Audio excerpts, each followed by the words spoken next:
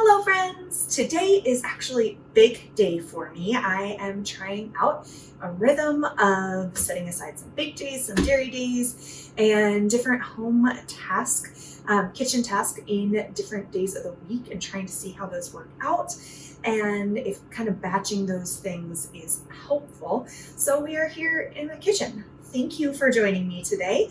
I want to share with you 5 easy swaps to go from summer foods to winter foods that help you to eat seasonally, but might be a little bit different than just what vegetables are in season. But before we get started, I want to take a quick second to say welcome.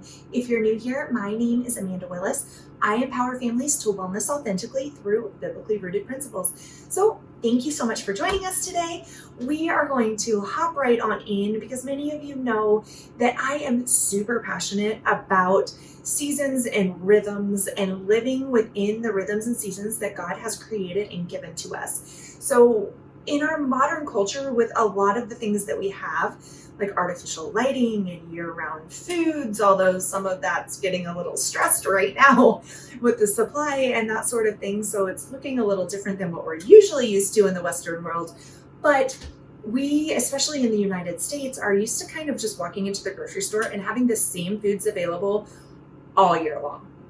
And that's very tempting, especially because a lot of the fad diet plans that are out there and popular eating plans and health things tell you to eat similar things every day.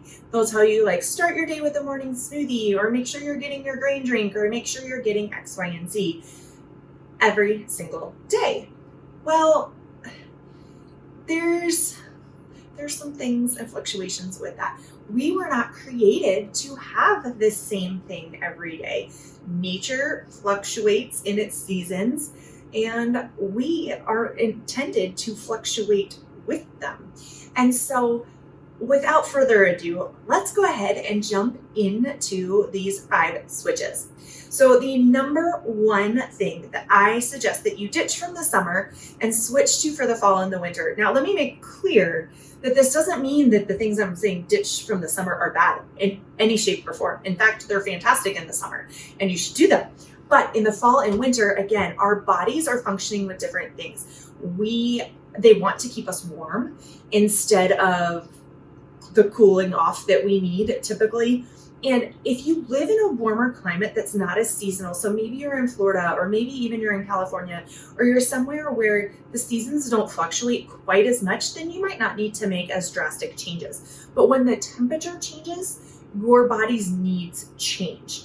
And so the last thing you want to do is shock your body with some really cold things and things that are meant to cool off your body and need a lot of digestion time when it's really starting to come into a time of preserving and restoring and resting. Because just like we've talked about with cycle syncing, you have kind of a spring, summer, fall, and winter in your cycle.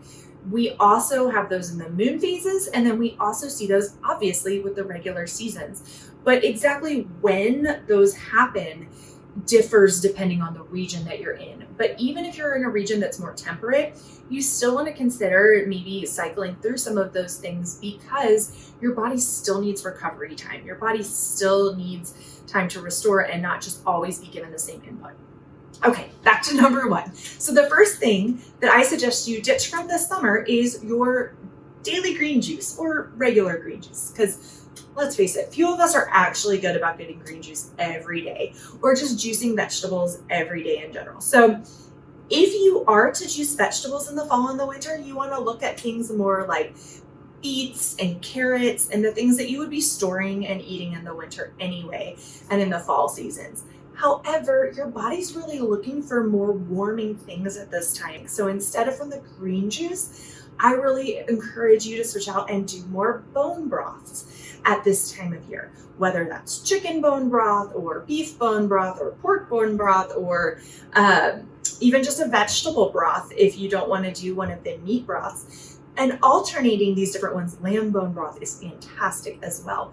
Now, you can go out and buy them from the store. You want to watch the store-bought ones because they tend to be high in MSG, and that is something we don't want. And we know that MSG hides under a whole bunch of names. It hides under yeast extract and hydrolyzed yeast extract and all different things. You want to look at the list. I will link below in the description for you a list of the names that MSG hides under because it's a whole bunch of different ones. And so you might look on there and see monosodium glutamate or MSG listed, or it might just be one of the other names that you need to know that's what that is. So I tend to steer clear of buying them from the store when I can. Now I've done it in a pinch. They are so simple and easy to make at home. Then you kind of have a pot going or in your crock pot. I like to have a big stock pot going on my stove of that. I'm about to get one started here this afternoon so that you have a little bit of heat coming off of the stove and it's cool outside. We're supposed to get snow tonight here in Colorado on the Front Range. So that's why this is all on my mind right now. Changing seasons. It's our first snow of the year. I was up in Fort Collins yesterday. We had a little bit of snow there, but down here in Nevada, we have not yet had snow for this season. So homemade bone broth is very nourishing to have in place of green juice as a snack or just before a meal at this time too. Super helpful for your digestion and for nourishing all of the systems of your body. All right, enough about number one. Moving on to number two. So switch out your morning smoothie. So if you were doing a smoothie in the morning or maybe yogurt or fruit, something like that, go ahead and switch those out for things like breakfast casseroles, soaked oatmeal, maybe even some sourdough or sprouted toast and eggs with bacon or sausage. Of course, well-raised pastured meats is what you want to do if you're going to be doing meats like that are processed. Make sure they're free of nitrates and all of that.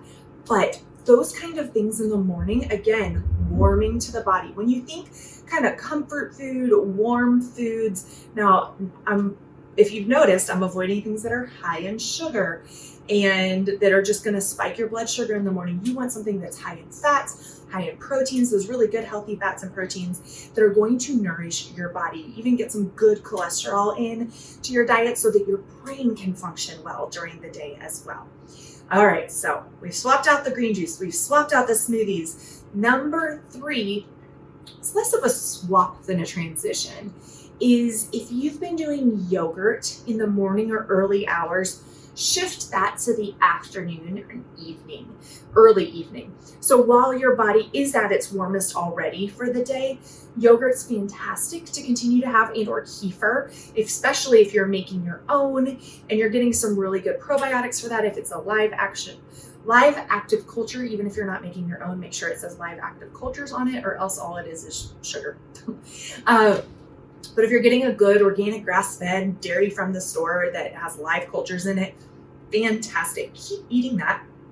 You're going to want those nourishing cultures and bacteria in your gut in the fall and winter as well, just maybe not as much in the morning unless you eat later after you get up. You just want your body to be up and going. You don't want to wake up having been at rest with your lowest body temperature from the day and then eat a cool breakfast first thing in the morning either. So shift that yogurt from the morning to the afternoon or early evening.